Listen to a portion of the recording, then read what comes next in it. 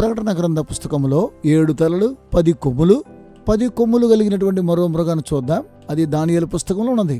ఈ సాక్ష్యాలన్నీ మనము చూస్తూ ఉన్నప్పుడు దీని గురించి ప్రత్యేకంగా మాట్లాడుతూ ఉన్నాం. అదే శక్తి కలిగినది. దానికి ఉన్నటువంటి శక్తిని మనం గుర్తించాలి. ఇది చివరి దినాల్లో మనకు కనిపిస్తూ ఉన్నది.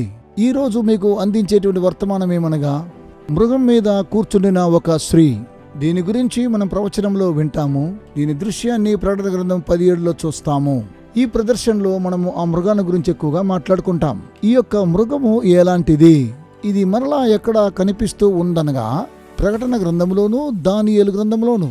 మీ దగ్గర బైబిల్ ఉంటే ప్రకటన గ్రంథము 17 వచనాన్ని చూద్దాం.